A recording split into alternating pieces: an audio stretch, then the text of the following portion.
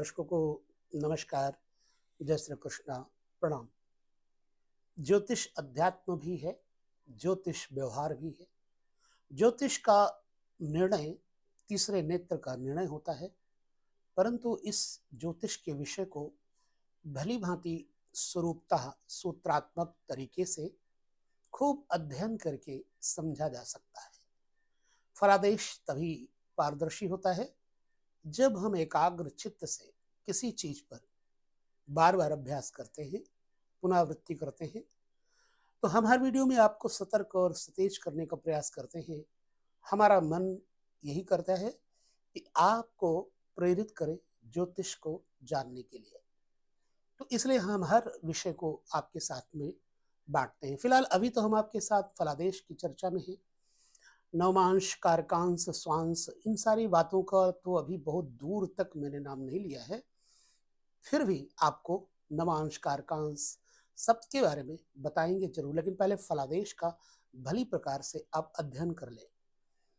इसके लिए आपको हमेशा मैं कहा करता हूं कि एक चार्ट ले लीजिए। जैसे कि हमने एक चार्ट मान लो लिया हुआ है, बशर्ते हमारी इस वीडियो में हम जब आपको दिखाते हैं तो चार्ट कुछ उल्टा दिखाई पड़ता है, ठीक है।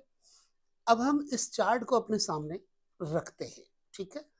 चार्ट को सामने रख करके यहाँ देखना होता है कि हमने जिस भाव की चर्चा करनी है उस भाव का कहीं हम कोई विषय मिस न कर दें। इसलिए आपको भावनात्मक तरीके से एकदम क्रम वाइज सुनाने का, बताने का प्रयास करते हैं।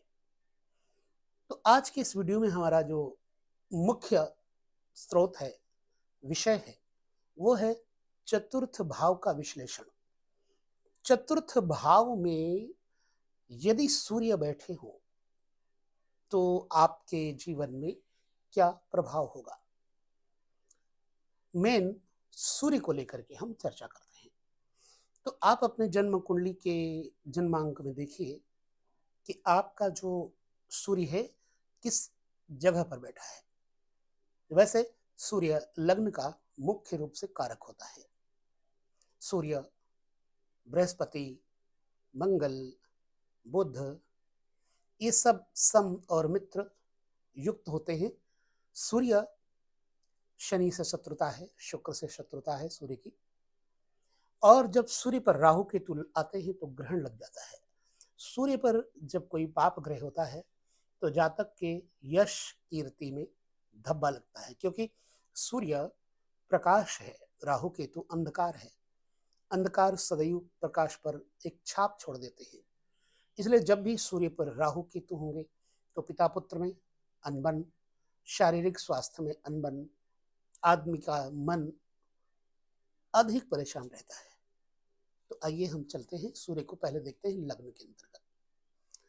वैसे मैं आपको बता दूं, सूर्य लग्न में बैठा होकर के जातक को सुंदरता देगा, यश कीर्ति देगा, बशर्ते सूर्य पर कोई पाप ग्रह ना हो। सूर्य अगर मेष राशि का है 10 अंश पर तो परम उच्च का होता है। इसलिए यदि मेष राशि पे है सूर्य आपकी जन्म कुंडली में तो निश्चित ही आपकी वाणी, आपका स्वभाव, आपका व्यक्तित्व गंभीर, तेज तर्रार और अगले को प्रभावित करने वाला होगा, बशर्ते सूर्य पर कोई पाप ना हो तब। अगर सिंह राशि में सूर्य होगा तो अपनी राशि का सूर्य होने के नाते जातक में शासन प्रशासन के अधिकारों की प्राप्ति की अधिक संभावनाएं बन जाती हैं। ऐसे में हम सूर्य को अगर अन्य राशियों के साथ देखें तो चतुर्थ भाव में सूर्य विराजित हो तो जातक गायन विद्या में संगीतकार और स्नेही स्वभाव, प्रेमार्ध स्वभाव, पूर्ण सुखी स्वभाव बनाता है। और इस व्यक्ति की लोकप्रियता मतलब फेमस होने में बहुत टाइम नहीं लगता। ऐसा जातक अपना एक परिवार को संपत्ति, यश, कीर्ति से भरा पूरा जीवन देता है और पिता के लिए भी श्रेयस्कर होता है। दुनिया से जब ऐसा व्यक्ति प्रस्थान करता है तो इसके पीछे एक परोपकारिता का तकमा लग जाता है, माने स्टैंप लग जाता है। अगर विपरीत परिस्थितियां हैं, सूर्य की खराब है, सूर्य लग्न में बैठा हुआ अब खराब कैसे पता लगेगा? आपके अगर लग्न में सूर्य है और उसका परिणाम विपरीत मिल रहा है, तो आप समझ सकते हैं कि मेरा सूर्य खराब है। खराब होने पर क्या होगा? आपके स्वभाव में क्रूरता आ जाएगी, निर्दयता आ जाएगी, हठी, जिद्दीपना आ जाएगा, हृदय यानी कि हार्ट लेवल लो होगा, रोगी इत्यादि होने की संभावना बन जाती है। मन अशांत रहेगा और भाइयों के साथ में आपसी मतभेद, कलह विग्रह, हमेशा शत्रुओं से, दुष्ट जनों से आप परेशान रहेंगे और इनका पिता से विरोध का सामना भी होता रहता है जब सूर्य विपरीत परिस्थिति में होंगे। तो ऐसे व्यक्ति पराई स्त्री या वेश्या से संबंध कायम करते हैं, तो ऐसे व्यक्तियों के घर में बच्चे नहीं होते। यदि इन्होंने पर स्त्री से और वेश्या से कोई संबंध साधा तो बिल्कुल निपुते हो जाते हैं। क्यों? सूर्य आत्मा है। जब सूर्य चौथे भाव को देखता है तो व्यक्ति अपने भुजबल से राज्य अधिकार प्राप्त कर लेता है। चौथे घर में अब हम लेकर आए हैं सूर्य को, देखते हैं। चौथे घर में सूर्य चूंकि क्रूर ग्रह है, इसलिए सुख भावस्थ सूर्य बलवान, शुभ, अगर दृष्ट है तो शुभ फल देगा। सूर्य चूंकि ग्रहों के राजा हैं, राज्य कृपा का नैसर्गिक कारक हैं, माने गवर्नमेंट से रिलेटेड इनके संबंध होते हैं, इसलिए जातक को ऊंचा अधिकार दिला देते हैं, जिसके कारण वो लोगों की दृष्टि में ऊंचा उठ जाता है। अब देखिए, चौथे घर में सूर्य है तो ये फल आपको मिलेगा। ऐसा जातक जनता की दृष्टि में भी प्रतिष्ठित होता है, क्योंकि चतुर्थ भाव जनता है, पब्लिक है। राज्य सत्ता पा करके धन, यश, मान, सम्मान संपन्न बनता है। मित्रों के द्वारा भी उसे सहायता प्राप्त होती है।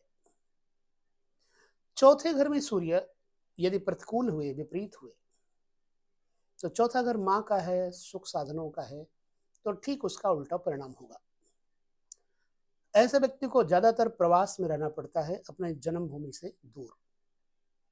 भाई बंधुओं से उनका वैमनस्य रहता है, आपसी गठन नहीं अच्छा होता। ऐसा जातक युद्ध में शत्रुओं द्वारा पराजित भी होता है, हार जाता है, और इसके चित्त में हमें हमेशा घबराहट होती रहती है, चित्त अशांत रहता है। ऐसे व्यक्ति का जो शरीर होता है थोड़ा नरम होता है और स्वभाव में अहंकारी होता है। जब सूर्य चौथे घर में होंगे और खराब होंगे तो स्वभाव में स्वार्थ होता है, मित्र वर्ग की विशेष उपयोग, इनको उपयोगिता नहीं मिल पाती, मतलब उपयोग नहीं कर पाते।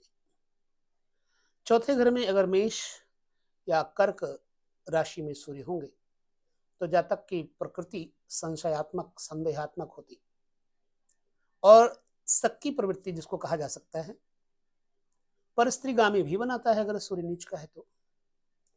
और ऐसा जातक पर स्त्री गमन के कारण सामाजिक निंदा का पात्र बन जाता है। अपनी राशि में सूर्य व्यक्ति को दंभी बनाता है। दंभी का मतलब है दिखावटी करने वाला। ऐसा जातक व्यर्थ में बंधु बांधवों से झगड़ा करता है। वृश्चिक या कुंभ राशि में अगर सूर्य हुए तो जातक सुख का अनुभव नहीं कर पाता और इसके हृदय में विशेषतया शूल बना रहता है। बचपन में उसे अपने पिता की मृत्यु का शोक भी सहन करना पड़ सकता है। कहां तक सच है आपको बताना होगा। बुद्धिमंद होती है और युद्ध स्थल में ऐसा जातक अगर देखा जाए तो पीठ दिखाने वाला होता है। लड़ाई झगड़ों में पहले तो झगड़ेगा, फिर पीठ दिखाएगा, भाग जाता है। वाहन सुख नहीं मिलता, क्योंकि चौथा घर वाहन है। अगर नीच या सूर्य बुरे ग्रहों से प्रभावित होगा तो वाहन का सुख नहीं मिल पाता। राशि वृष में अगर सूर्य हुए तो जातक की बहुपत्नी योग बन जाती है। ऐसा जातक अन्य स्त्रियों से यौन संबंध रखता है।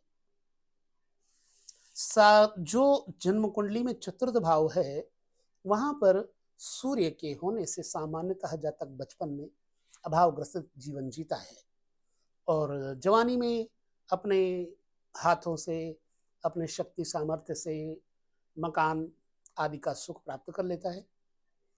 मध्यम आयु में उसे वाहन सुख भी प्राप्त हो जाता है। कुल मिलाकर के सूर्य शुभ होगा तो, अशुभ होगा तो, इस तरह के परिणाम मिले जुले आपके सामने मैंने प्रस्तुत किए। अब इसके बाद हम सूर्य की चर्चा करने के बाद चतुर्थेश का जो भाव है उस पर वीडियो देंगे आपको। चतुर्थेश का वीडियो पूरे नियमानुसार जो वैधानिक व्यवस्थाएं हैं उसके अनुसार चर्चा करेंगे। तब तक लेते विदा, नमस्कार, जय श्री कृष्ण, प्रणाम।